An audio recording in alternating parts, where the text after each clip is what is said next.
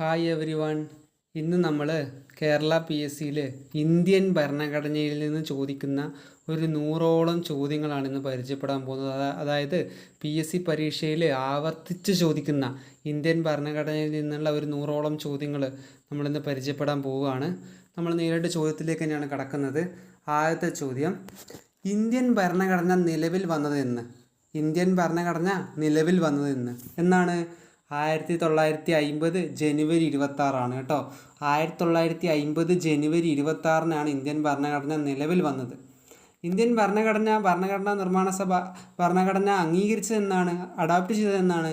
അത് 1949 November 26 Indian ഭരണഘടന അംഗീകരിച്ചത് 1949 നവംബർ 26 എന്നാൽ അത് നിലവിൽ വന്നതെന്നാണ്? നിലവിൽ വന്നത് 1950 ജനുവരി 26 പൂർണ്ണ സ്വരാജ് ഇല്ലേ, 1930 നമ്മൾ പൂർണ്ണ സ്വരാജ് ജനുവരി 26 ആചരിച്ചത്. അതിൻ്റെ ഭാഗം കൂടിയായിട്ടാണ് 1950 ജനുവരി 26 തന്നെ ഇന്ത്യൻ ഭരണഘടന നിലവിൽ വന്നിട്ടുള്ളത് കേട്ടോ. രണ്ടാമത്തെ ചോദ്യം എന്താണ്? ഇന്ത്യൻ ഭരണഘടനയുടെ ശില്പി എന്നറിയപ്പെടുന്നത് ആരാണ്? ഇന്ത്യൻ ഭരണഘടനയുടെ ശില്പി എന്നറിയപ്പെടുന്നത് ആരാണ്? ഡോക്ടർ BR അംബേദ്കർ ആണ് കേട്ടോ. ഇന്ത്യൻ ഭരണഘടനയുടെ ശില്പി എന്നറിയപ്പെടുന്നത് ഡോക്ടർ BR അംബേദ്കർ ആണ്. ഇതിൽ നമുക്ക് ഓപ്ഷനിൽ മറ്റ് ആൾക്കാരെ നോക്കാം. ജവഹർലാൽ നെഹ്റു ആരാണ്? ജവഹർലാൽ നെഹ്റു നമ്മുടെ ഇന്ത്യയുടെ പ്രഥമ പ്രധാനമന്ത്രിയാണ് അല്ലേ.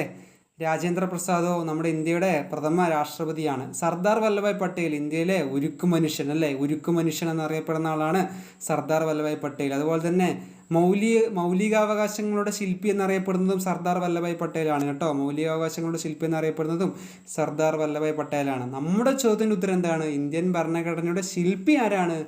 അത് നമ്മുടെ ഡോക്ടർ BR അംബേദ്കർ ആണ് കേട്ടോ. മൂന്നാമത്തെ ചോദ്യത്തിലേക്ക് പോവാം അല്ലേ. ഭരണഘടനാ നിർമ്മാണ സഭയുടെ ആദ്യ യോഗം നടന്നത് എന്നാണ്? ഭരണഘടനാ നിർമ്മാണ സഭയുടെ ആദ്യ യോഗം നടന്നത് എന്നാണ്? 1946 ഡിസംബർ 9 കേട്ടോ. 1946 ഡിസംബർ 9 ഭരണഘടനാ നിർമ്മാണ സഭയുടെ ആദ്യ യോഗം ചേർന്നത് കേട്ടോ. ശ്രദ്ധിക്കണം, 1946 ഡിസംബർ 9 ഭരണഘടനാ നിർമ്മാണ സഭയുടെ ആദ്യ യോഗം നടന്നത്. അന്ന് താൽക്കാലിക അധ്യക്ഷൻ ആരായിരുന്നു? സച്ചിദാനന്ദ സിൻഹയാണ്. താൽക്കാലിക അധ്യക്ഷൻ ആരായിരുന്നു? സച്ചിദാനന്ദ സിൻഹയാണ്. അടുത്ത ചോദ്യം നോക്കിയാലോ. ഇന്ത്യൻ ഭരണഘടന അംഗീകരിച്ച ദിവസം എന്നാണ്? നമ്മൾ നേരത്തെ പറഞ്ഞു അല്ലേ, ഇന്ത്യൻ ഭരണഘടന അംഗീകരിച്ച ദിവസം എന്നാണ്? ഇന്ത്യൻ ഭരണഘടന അംഗീകരിച്ച ദിവസം 1949 നവംബർ 26 കേട്ടോ. 1949 നവംബർ 26 ഇന്ത്യൻ ഭരണഘടന അംഗീകരിച്ചത്.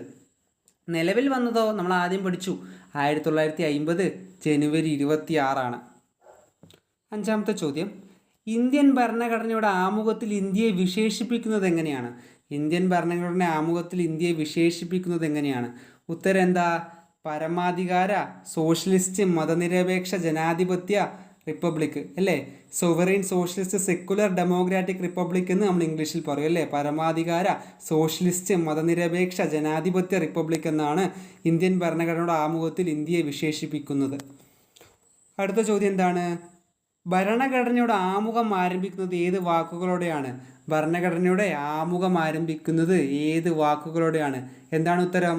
ഞങ്ങൾ ഇന്ത്യയിലെ ജനങ്ങൾ അല്ലേ. ഇംഗ്ലീഷിൽ we the people of India അല്ലേ, നമ്മൾ പഠിച്ചിട്ടുണ്ട്. We the people of India having solemnly resolve to constitute India into a sovereign socialist secular democratic republic എന്ന് തുടങ്ങുന്ന നമ്മൾ പഠിച്ചിട്ടുണ്ട്. അടുത്ത ചോദ്യം എന്താണ്? ഏഴാമത്തെ ചോദ്യം, മൗലിക അവകാശങ്ങൾ ഉൾപ്പെടുത്തിയിരിക്കുന്നത് ഭരണഘടനയിൽ ഏത് ഭാഗത്താണ്? പ്രധാനപ്പെട്ടതാണല്ലേ. നമ്മുടെ ഇന്ത്യൻ ഭരണഘടനയുടെ അടിസ്ഥാനം അല്ലെങ്കിൽ ഏറ്റവും പ്രധാനപ്പെട്ടത് നമ്മുടെ മൗലികാവകാശങ്ങളാണ്. അത് ഉൾപ്പെടുത്തിയിരിക്കുന്ന ഭാഗം ഏതാണെന്നാണ് ചോദിച്ചത്. ഉത്തരം ഏതാണ്? ഭാഗം 3 അല്ലേ. ഭാഗം 3. അടുത്ത ചോദ്യം എന്താണ്? ഇന്ത്യൻ ഭരണഘടനയിലെ മൗലികാവകാശങ്ങളുടെ ആശയം ഏത് രാജ്യത്തിൽ നിന്നാണ് സ്വീകരിച്ചത്? ചോദ്യം ഇതാണ്, ഇന്ത്യൻ ഭരണഘടനയിലെ മൗലികാവകാശങ്ങളുടെ ആശയം ഏത് രാജ്യത്തിൽ നിന്നാണ് സ്വീകരിച്ചത്? ഉത്തരം എന്താണ്? അമേരിക്കയാണ് കേട്ടോ. അമേരിക്കയിലെ ബിൽ ഓഫ് റൈറ്റ്സിൽ നിന്നാണ് ഈ ആശയം ഉൾക്കൊണ്ടത് കേട്ടോ. അമേരിക്കയിലെ ബിൽ ഓഫ് റൈറ്റ്സിൽ നിന്നാണ് മൗലികാവകാശങ്ങളുടെ ആശയം ഇന്ത്യ കടമെടുത്തിട്ടുള്ളത് കേട്ടോ. നമ്മുടെ ചോദ്യം എന്തായിരുന്നു? ഭരണഘടനയിലെ മൗലികാവകാശങ്ങളുടെ ആശയം ഏത് രാജ്യത്തിൽ നിന്നാണ് സ്വീകരിച്ചത്? ഉത്തരം എന്താണ്? അമേരിക്കയാണ് കേട്ടോ. അമേരിക്കയാണ്. അടുത്ത ചോദ്യം, മൗലിക കടമകൾ ഉൾപ്പെടുത്തിയിരിക്കുന്നത് ഏത് അനുച്ഛേദത്തിലാണ്? മൗലിക കടമകൾ, ഫണ്ടമെൻ്റൽ ഡ്യൂട്ടീസ് അല്ലേ ഉൾപ്പെടുത്തിയിരിക്കുന്നത് ഏത് അനുച്ഛേദത്തിലെന്നാണ് ചോദ്യം. ഉത്തരം എന്താണ്? അനുച്ഛേദം 51A, ആർട്ടിക്കിൾ 51Aയിലാണ് മൗലിക കടമകൾ ഉൾപ്പെടുത്തിയിട്ടുള്ളത് കേട്ടോ. മൗലിക കടമകൾ ഉൾപ്പെടുത്തിയിട്ടുള്ളത്. അടുത്ത ചോദ്യം, ഭരണഘടനാ പരിഹാരത്തിനുള്ള അവകാശം ഏത് അനുച്ഛേദത്തിലാണ്? ഭരണഘടനാ പരിഹാരത്തിനുള്ള അവകാശം ഏത് ആർട്ടിക്കിളിലാണ് അല്ലേ? ഏതാണ്? ആർട്ടിക്കിൾ 32 ആണല്ലേ? Article 32 article 32. ഈ ആർട്ടിക്കിൾ 32 നമ്മുടെ ഭരണഘടനയുടെ ശില്പിയായിട്ടുള്ള BR അംബേദ്കർ എന്താണ് വിശേഷിപ്പിച്ചത്? ഇന്ത്യൻ ഭരണഘടനയുടെ ഹൃദയവും ആത്മാവും എന്ന് വിശേഷിപ്പിച്ചത് 32നെയാണ്. ഭരണഘടനാ പരിഹാരത്തിനുള്ള അവകാശമാണ് ഈ ആർട്ടിക്കിൾ നൽകുന്നത്. ഭരണഘടനാ പരിഹാരത്തിനുള്ള അവകാശം ഏത് ആർട്ടിക്കിളാണ്? ആർട്ടിക്കിൾ 32. ഇന്ത്യൻ ഭരണഘടനയുടെ സംരക്ഷകൻ എന്നറിയപ്പെടുന്നത് ആരാണ്? ഗാർഡിയൻ ഓഫ് ഇന്ത്യൻ കോൺസ്റ്റിറ്റ്യൂഷൻ ആരാണ്? സുപ്രീം കോടതിയാണല്ലേ. ഇന്ത്യയിലെ ഏറ്റവും പരമോന്നതമായ കോടതി അല്ലേ? സുപ്രീം കോടതിയാണ് ഇന്ത്യൻ ഭരണഘടനയുടെ സംരക്ഷകൻ എന്നറിയപ്പെടുന്നത്. ഇന്ത്യൻ ഭരണഘടനയുടെ സംരക്ഷകൻ എന്നറിയപ്പെടുന്നത് ആരാണ്? സുപ്രീം കോടതിയാണ്. ഇന്ത്യയിലെ ആദ്യ രാഷ്ട്രപതി ആര്? ഡോക്ടർ രാജേന്ദ്ര പ്രസാദ് ആണല്ലേ. ഇന്ത്യയുടെ ആദ്യ രാഷ്ട്രപതി ആരാണ്? ഡോക്ടർ രാജേന്ദ്ര പ്രസാദ് ആണ്. അടുത്ത ചോദ്യം, ഭരണഘടനാ ഭേദഗതി സംബന്ധിച്ച വ്യവസ്ഥ ഏത് അനുച്ഛേദത്തിലാണ്? അതായത് ഭരണഘടനാ ഭേദഗതി സംബന്ധിച്ച വ്യവസ്ഥ ഏത് ആർട്ടിക്കിളിലാണ് പറയുന്നത് എന്നാണ് ചോദ്യം. ഉത്തരം ഏതാണ്? ആർട്ടിക്കിൾ 368 ആണ് കേട്ടോ. ആർട്ടിക്കിൾ 368. ഇന്ത്യയിലെ പരമോന്നത നിയമം ഏതാണ്? ചോദ്യം നോക്കുക, ഇന്ത്യയിലെ പരമോന്നത നിയമം ഏതാണ് ഉത്തരം? ഭരണഘടനയാണ് കേട്ടോ. ഇന്ത്യയിലെ പരമോന്നത നിയമം എന്ന് ചോദിച്ചാൽ ഉത്തരം ഭരണഘടനയാണ് ഉത്തരം കേട്ടോ. ഭരണഘടനയാണ്. അടുത്ത ചോദ്യം, ഇന്ത്യയിൽ പൗരത്വത്തെക്കുറിച്ച് ഉള്ള വ്യവസ്ഥകൾ ഉൾപ്പെടുത്തിയിരിക്കുന്നത് ഏത് ഭാഗത്താണ്? ഇന്ത്യയിലെ പൗരത്വത്തെക്കുറിച്ചുള്ള വ്യവസ്ഥകൾ ഉൾപ്പെടുത്തിയിരിക്കുന്നത് ഏത് ഭാഗത്തിലാണ്? ഉത്തരം ഭാഗം 2 കേട്ടോ. ഭാഗം 2 ഇന്ത്യയിൽ പൗരത്വത്തെക്കുറിച്ചുള്ള വ്യവസ്ഥകൾ ഉൾപ്പെടുത്തിയിരിക്കുന്നത് ഏത് ഭാഗത്താണെന്ന് വെച്ചാൽ ഭാഗം 2 ആർട്ടിക്കിൾ 5 മുതൽ 11 വരെയാണ് കേട്ടോ. ആർട്ടിക്കിൾ 5 മുതൽ 11 വരെയാണ് ഭാഗം 2. അടുത്ത ചോദ്യം, സംസ്ഥാന നയനിർദ്ദേശക തത്വങ്ങൾ ഏത് വിഭാഗത്താണ്? അതായത് നിർദ്ദേശക തത്വങ്ങൾ ഏത് ഭാഗത്താണ് എന്നാണ് ചോദ്യം. നിർദ്ദേശക തത്വങ്ങൾ ഏത് ഭാഗത്താണ്? ഭാഗം 4 കേട്ടോ. ഭാഗം 4. അടുത്ത ചോദ്യം, നിയമത്തിനു മുമ്പിൽ സമത്വം ഏത് അനുച്ഛേദവുമായി ബന്ധപ്പെട്ടിരിക്കുന്നു? നിയമത്തിനു മുമ്പിൽ സമത്വം, ഈക്വാലിറ്റി ബിഫോർ ലോ ഏത് അനുച്ഛേദവുമായി ബന്ധപ്പെട്ടിരിക്കുന്നു? നിയമത്തിന് മുമ്പിൽ സമത്വം ഏതാണ്? അനുച്ഛേദം 14.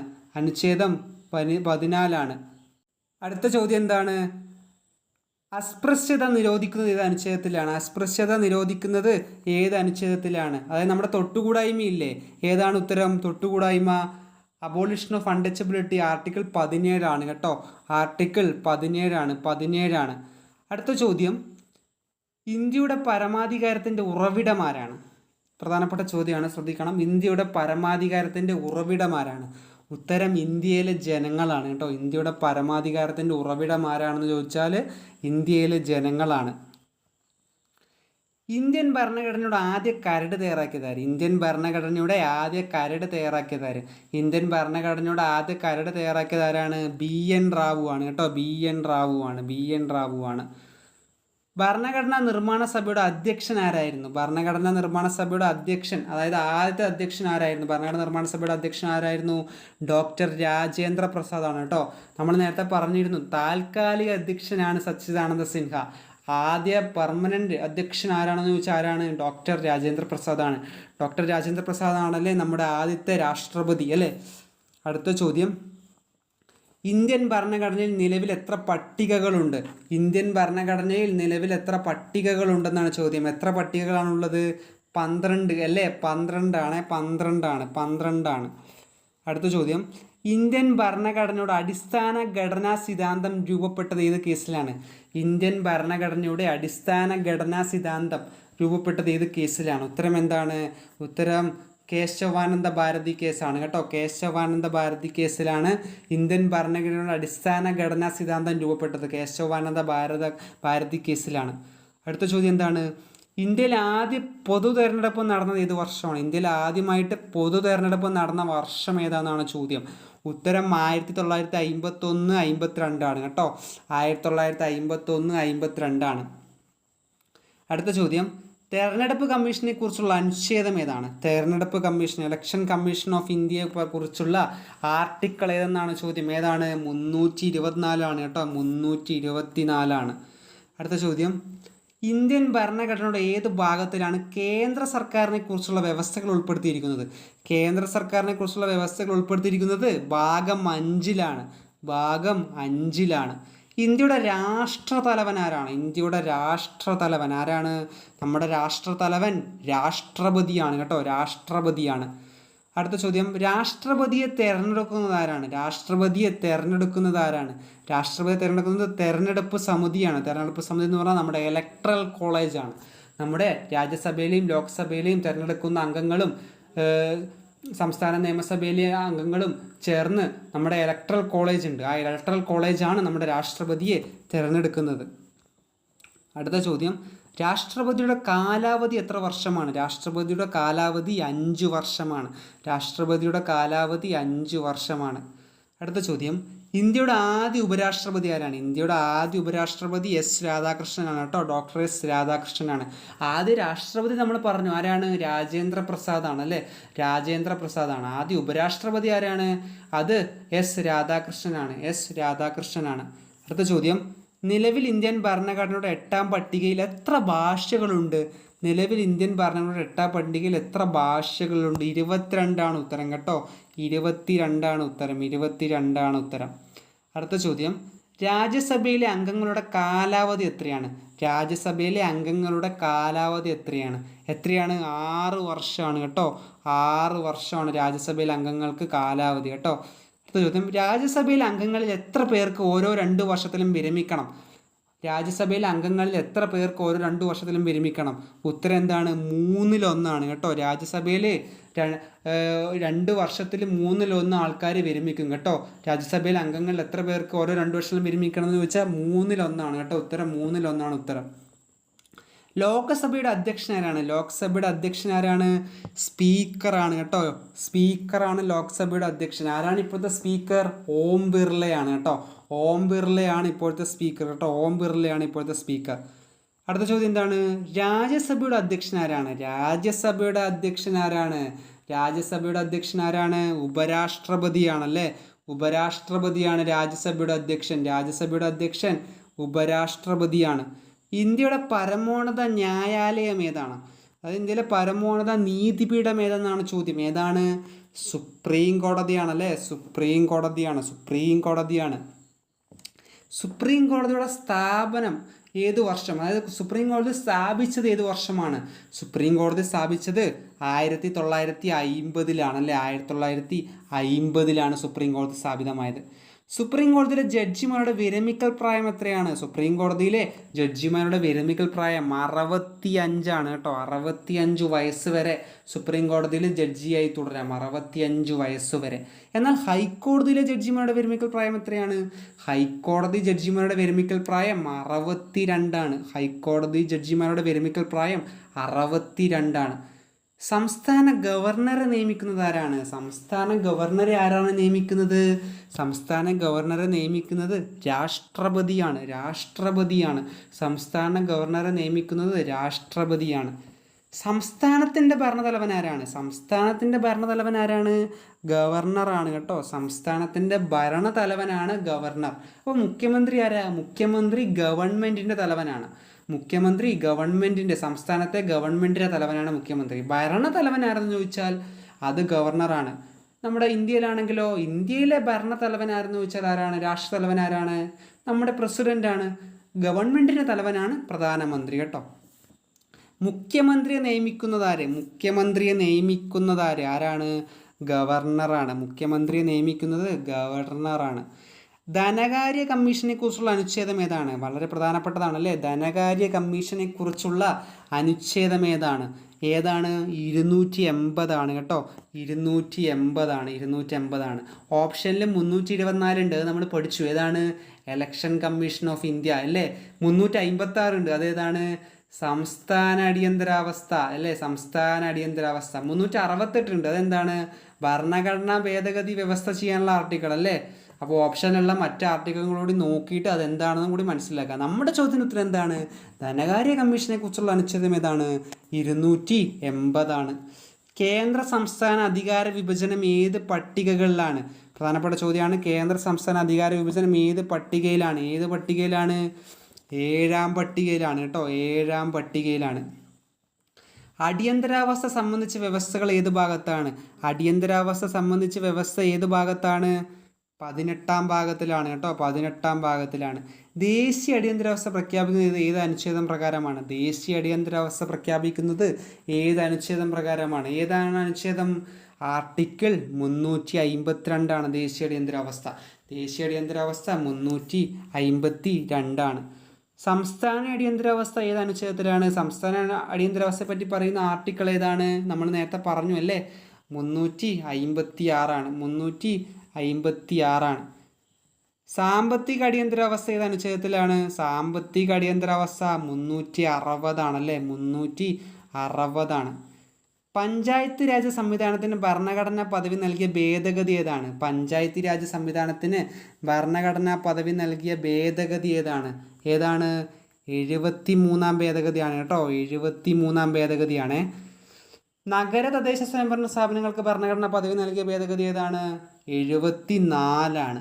73 പഞ്ചായത്ത് രാജാണ്, 74 നഗര തദ്ദേശ സ്വയംഭരണ സ്ഥാപനമാണ് കേട്ടോ.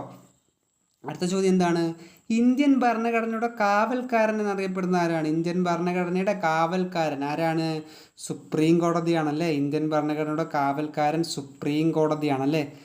മൗലിക അവകാശങ്ങൾ നിർത്തിവെക്കാൻ കഴിയുന്ന അടിയന്തരാവസ്ഥ ഏതാണ്? വളരെ പ്രധാനപ്പെട്ട ചോദ്യമാണ്. മൗലിക അവകാശങ്ങൾ നിർത്തിവെക്കാൻ കഴിയുന്ന അടിയന്തരാവസ്ഥ ദേശീയ അടിയന്തരാവസ്ഥയാണ് കേട്ടോ. ദേശീയ അടിയന്തരാവസ്ഥയാണ്. പക്ഷെ ശ്രദ്ധിക്കണം, എല്ലാ മൗലികാവകാശങ്ങളും റദ്ദ് ചെയ്യാൻ ദേശീയ അടിയന്തരാവസ്ഥയിൽ സാധിക്കില്ല. ആർട്ടിക്കിൾ 20ഉം 21ഉം റദ്ദ് ചെയ്യില്ല, ബാക്കിയെല്ലാം റദ്ദാക്കാൻ കഴിയും കേട്ടോ. അടുത്ത ചോദ്യം, നിയമത്തിന് തുല്യ സംരക്ഷണം എന്ന ആശയം ഏത് രാജ്യത്തിൽ നിന്നാണ് സ്വീകരിച്ചത്? പ്രൊട്ടക്ഷൻ ഓഫ് ലോ, ഏത് നിയമത്തിന് തുല്യ സംരക്ഷണം ഏത് രാജ്യമാണ്? അമേരിക്കയാണ്. ശ്രദ്ധിക്കണേ, നിയമത്തിന് തുല്യ സംരക്ഷണം അമേരിക്കയാണ് കേട്ടോ. പ്രൊട്ടക്ഷൻ ഓഫ് ലോ അമേരിക്കയാണ്. നിയമത്തിന് മുന്നിൽ എല്ലാവരും തുല്യരാണ് എന്നുള്ള ആശയം ഏത് രാജ്യമാണ്? അത് ബ്രിട്ടനാണ്. ശ്രദ്ധിക്കണം, ഇക്വാലിറ്റി ബിഫോർ ലോ ബ്രിട്ടൻ ആണ്. ഈക്വൽ പ്രൊട്ടക്ഷൻ ഓഫ് ലോ ഏതാണ്? അത് അമേരിക്കയാണ്. നമ്മുടെ ചോദ്യത്തിന് ഉത്തരം ഏതാണ്? അമേരിക്കയാണ് കേട്ടോ. നിയമത്തിന് തുല്യ സംരക്ഷണം എന്ന ആശയം ഏത് രാജ്യത്തിൽ നിന്നാണ് സ്വീകരിച്ചതെന്ന് ചോദിച്ചാൽ ഉത്തരം അമേരിക്കയാണ്. അടുത്ത ചോദ്യം, സ്വാതന്ത്ര്യത്തിനുള്ള അവകാശം ഏത് അനുച്ഛേദങ്ങളിൽ ഉൾപ്പെടുന്നു? സ്വാതന്ത്ര്യത്തിനുള്ള അവകാശം ഏത് അനുച്ഛേദത്തിൽ ഉൾപ്പെടുന്നു? 19 മുതൽ 22 വരെയാണ് കേട്ടോ. 19 മുതൽ 22 വരെയാണ്. വിദ്യാഭ്യാസ അവകാശം ഏത് ആർട്ടിക്കിളാണ്? വിദ്യാഭ്യാസ അവകാശം ആർട്ടിക്കിൾ 21A ആണ്. വിദ്യാഭ്യാസ അവകാശം ഏത് അനുച്ഛേദത്തിലാണ്? ആർട്ടിക്കിൾ 21A ആണ്. കുട്ടികളെ അപകടകരമായ തൊഴിലുകളിൽ ഏർപ്പെടുന്നത് നിരോധിക്കുന്ന അനുച്ഛേദം ഏതാണ്?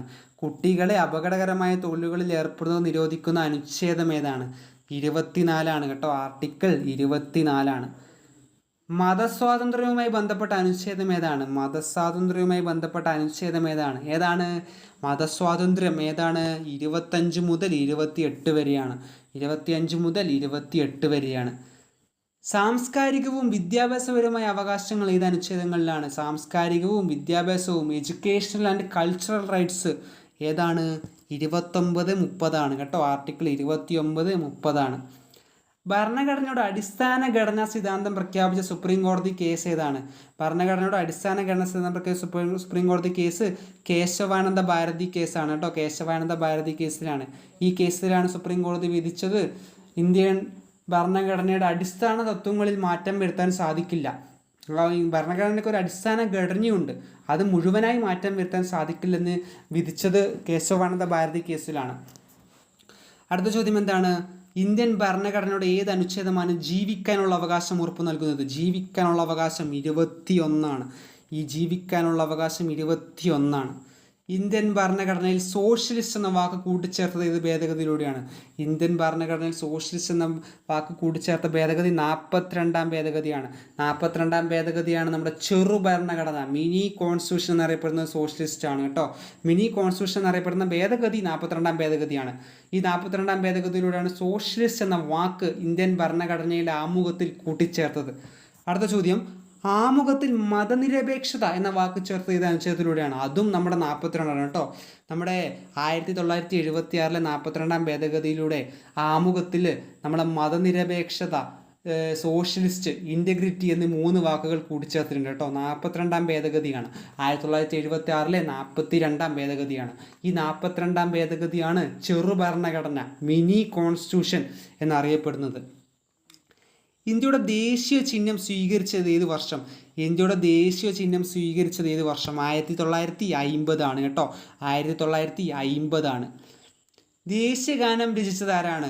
ദേശീയഗാനം രചിച്ചത് ആരാണ്? ബങ്കിം ചന്ദ്ര ചാറ്റർജി ആണ് കേട്ടോ. ബങ്കിം ചന്ദ്ര ചാറ്റർജിയാണ് ദേശീയഗാനം രചിച്ചത്. ബങ്കിം ചന്ദ്ര ചാറ്റർജിയാണ്. അടുത്ത ചോദ്യം, ദേശീയഗാനം രചിച്ചത് ആരാണ്? ബങ്കിം ചന്ദ്ര ചാറ്റർജി അല്ല. നമ്മൾ ദേശീയഗീതമാണെന്ന് തെറ്റിദ്ധരിച്ചു പോയി. ദേശീയഗാനം രചിച്ചത് ആരാണ്? രവീന്ദ്രനാഥ് ടാഗോറാണ്. സോറി ഫോർ ദ മിസ്റ്റേക്ക് കേട്ടോ, പെട്ടെന്ന് മാറിപ്പോയതാണ്. ദേശീയഗാനം രചിച്ചത് രവീന്ദ്രനാഥ ടാഗോറാണ്. അതിൻ്റെ താഴത്തെ ചോദ്യത്തിന് ഉത്തരമാണ് നമ്മൾ ആദ്യം പറഞ്ഞത്. ദേശീയഗീതമായ വന്ദേ മാതരം രചിച്ചത് ആരാണ്? ബങ്കിം ചന്ദ്ര ചാറ്റർജിയാണ് കേട്ടോ. ദേശീയഗീതമായ വന്ദേ മാതരം രചിച്ചത് ബങ്കിം ചന്ദ്ര ചാറ്റർജിയാണ്.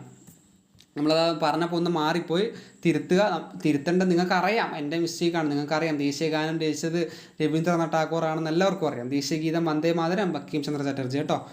അടുത്ത ചോദ്യം, ഇന്ത്യൻ ഭരണഘടനയിലെ പട്ടികകൾ ആദ്യം എത്ര എണ്ണം ഉണ്ടായിരുന്നു? ഇന്ത്യൻ ഭരണഘടനയിലെ പട്ടികകൾ ആദ്യം എത്ര ഉണ്ടായിരുന്നു? എത്രയാണ്? 8 ആണ് കേട്ടോ. 8. ഇപ്പം എത്രയുണ്ട്? 12. ഇപ്പം 12 ഉണ്ട് കേട്ടോ. നിലവിൽ ഇന്ത്യൻ ഭരണഘടനയിൽ എത്ര ഭാഗങ്ങളുണ്ട്? എത്രയാണ്? 25ആണ്. ഭരണഘടനയുടെ ആമുഖം ഭേദഗതി ചെയ്തത് ഏത് ഭേദഗതിയിലൂടെയാണ്? നമ്മൾ നേരത്തെ പറഞ്ഞു അല്ലേ, വിശദമായിട്ട് പറഞ്ഞു. 42ാം ഭേദഗതിയാണ്.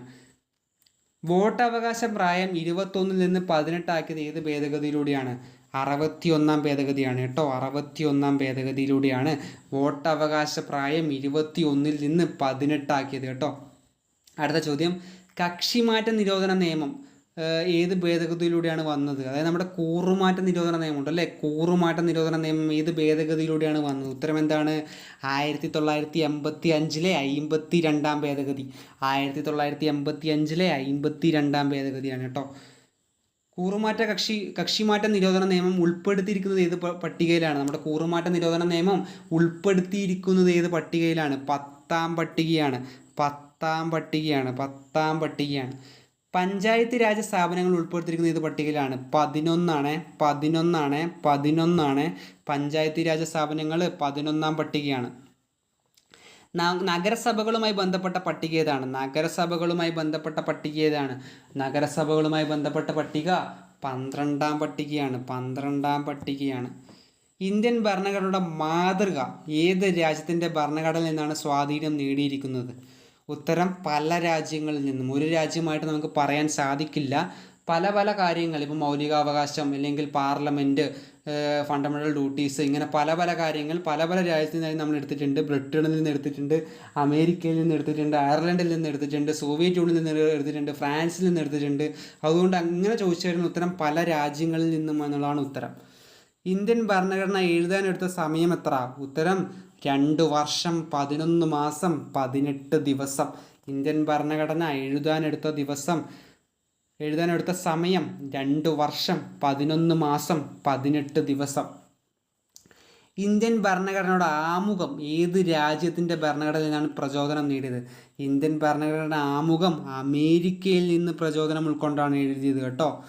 ഇന്ത്യയുടെ പരമാധികാര നിയമനിർമ്മാണ സഭയാണ്. പരമാധികാര നിയമനിർമ്മാണ സഭ പാർലമെൻറ്റാണ്. ഇന്ത്യൻ പാർലമെൻറ്റിൻ്റെ ഘടകങ്ങൾ ഏതൊക്കെയാണ്?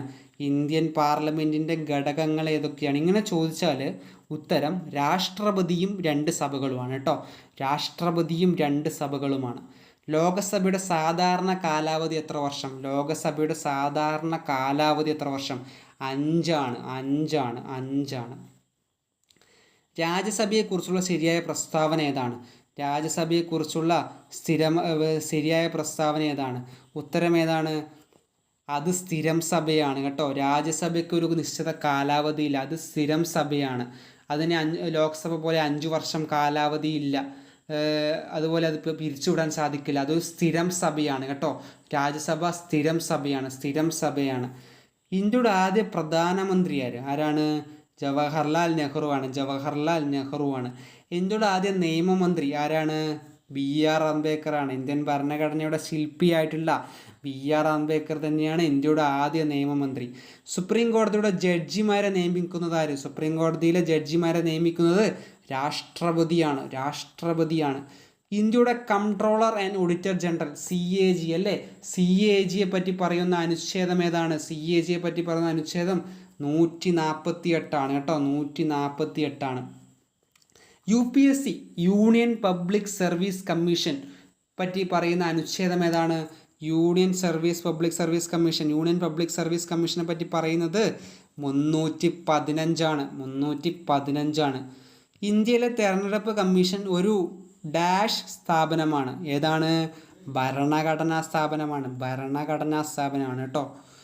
ആസൂത്രണ കമ്മീഷന് പകരം വന്ന സ്ഥാപനം ഏതാണ്? നീതി ആയോഗാണ്. 2015 ജനുവരി 1 നീതി ആയോഗ് വന്നത് കേട്ടോ. ആസൂത്രണ കമ്മീഷന് പകരം വന്ന സ്ഥാപനം നീതി ആയോഗാണ്. ഇന്ത്യയിലെ പരമോന്നത നിയമ ഉപദേഷ്ടാവ് ആരാണ്? ആരാണ്? ആന്റോണി ജനറലാണ്. അതായത് ഇന്ത്യയിലെ ഏറ്റവും വലിയ നിയമ ഉദ്യോഗസ്ഥൻ ആരാണ്? ആന്റോണി ജനറലാണ്. ആന്റോണി ജനറലിനെ നിയമിക്കുന്നത് ആരാണ്? രാഷ്ട്രപതിയാണ്. സംസ്ഥാനത്തെ പരമോന്നത നിയമ ഉദ്യോഗസ്ഥൻ ആരാണ്? സംസ്ഥാനത്തെ ഏറ്റവും ഉയർന്ന നിയമ ഉദ്യോഗസ്ഥൻ ആരാണ്? അഡ്വക്കേറ്റ് ജനറലാണ്. സംസ്ഥാനത്തെ ഏറ്റവും പരമോന്നത നിയമ ഉദ്യോഗസ്ഥൻ അഡ്വക്കേറ്റ് ജനറലാണ്. ഗ്രാമപഞ്ചായത്തുകളുടെ ഭരണവുമായി ബന്ധപ്പെട്ടത് ഏത് ഭേദഗതിയാണ്? നമ്മൾ നേരത്തെ പറഞ്ഞു അല്ലേ, 73-ാം ഭേദഗതിയാണ്. മൗലിക കടമകൾ ഭരണഘടനയിൽ ചേർത്തത് ഏത് ഭേദഗതിയിലൂടെയാണ്? 42-ാം ഭേദഗതിയിലൂടെയാണ് കേട്ടോ. മൗലിക കടമകൾ ഭരണഘടനയിൽ ചേർത്തത് 42-ാം ഭേദഗതിയിലൂടെയാണ്. മൗലിക കടമകളുടെ ആശയം സ്വീകരിച്ച ഏത് രാജ്യത്തിൽ നിന്നാണ്? മൗലിക കടമകളുടെ ആശയം സ്വീകരിച്ചത് ഏത് രാജ്യത്തിൽ നിന്നാണ്? സോവിയറ്റ് യൂണിയനാണ് കേട്ടോ. സോവിയറ്റ് യൂണിയനാണ്. ഒരു വ്യക്തി ഒരു വോട്ട് ഒരു മൂല്യം എന്ന ആശയം ഏതിനോട് ബന്ധപ്പെട്ടതാണ്? ഒരു വ്യക്തി ഒരു വോട്ട് ഒരു മൂല്യം എന്ന ആശയം ഏതിനോട് ബന്ധപ്പെട്ടതാണ്? സമത്വമാണ് കേട്ടോ. ഇക്വാലിറ്റി, സമത്വമാണ്. ഇന്ത്യൻ ഭരണഘടനയുടെ ഏത് അനുച്ഛേദമാണ് ഹൈക്കോടതികളെ സംബന്ധിക്കുന്നത്? ഹൈക്കോടതികളെ സംബന്ധിക്കുന്ന അനുച്ഛേദം ഏതാണ്? 214. ഭരണഘടനയുടെ വ്യാഖ്യാനത്തിൻ്റെ അന്തിമ അധികാരം ആർക്കാണ്? അതായത് ഭരണഘടനയുടെ വ്യാഖ്യാനം, ജുഡീഷ്യൽ റിവ്യൂവിൻ്റെ അന്തിമ അധികാരം ആർക്കാണ്? ഭരണഘടനയുടെ വ്യാഖ്യാനത്തിൻ്റെ അന്തിമ അധികാരം ആർക്കാണ്? സുപ്രീം കോടതിയാണ് കേട്ടോ. ഇന്ത്യൻ ഭരണഘടനയുടെ ആദ്യ ഭേദഗതി നടന്ന വർഷം ഏതാണ്? 1951. വിവരാവകാശ നിയമം നിലവിൽ വന്നത് ഏത് വർഷമാണ്? 2005. മസ്ദൂർ കിസാൻ ശക്തി സങ്കേതത്തിൻ്റെ പ്രവർത്തനത്തിൻ്റെ ഭാഗമായിട്ട് വിവരാവകാശ നിയമം ഇന്ത്യയിലാകെ നിലവിൽ വന്നത് 2005 കേട്ടോ. ഭരണഘടനാ ദിനമായി ആചരിക്കുന്നത് ഏത് ദിവസമാണ്? ഭരണഘടനാ ദിനമായി ആചരിക്കുന്നത് നവംബർ 26 കേട്ടോ. നവംബർ 26 ഭരണഘടനാ ദിനമായി ആചരിക്കുന്നത്. അവസാന ചോദ്യം, ഇന്ത്യൻ ഭരണഘടനയുടെ പിതാവ് എന്നറിയപ്പെടുന്നത് ആരാണ്? ഇന്ത്യൻ ഭരണഘടനയുടെ പിതാവ് ആരാണ്? BR അംബേദ്കർ ആണല്ലേ. നമുക്കറിയാവുന്നതാണ്, ഡോക്ടർ BR അംബേദ്കർ ആണ്. അപ്പോൾ നമ്മൾ ഇന്ത്യൻ ഭരണഘടനയുമായി ബന്ധപ്പെട്ട് 100ഓളം ചോദ്യങ്ങൾ പരിചയപ്പെട്ടിട്ടുണ്ട്, പറഞ്ഞിട്ടുണ്ട്. ഇത് വീഡിയോ കാണുന്നവരാണെങ്കിൽ, നിങ്ങൾക്ക് ഉപകാരപ്പെടുകയാണെങ്കിൽ ചാനലൊന്ന് സബ്സ്ക്രൈബ് ചെയ്യാനും ലൈക്ക് ചെയ്യാനും മറക്കല്ലേ. അപ്പോൾ വീണ്ടും വേറൊരു വീഡിയോയുമായി കാണാം. എല്ലാവർക്കും നന്ദി.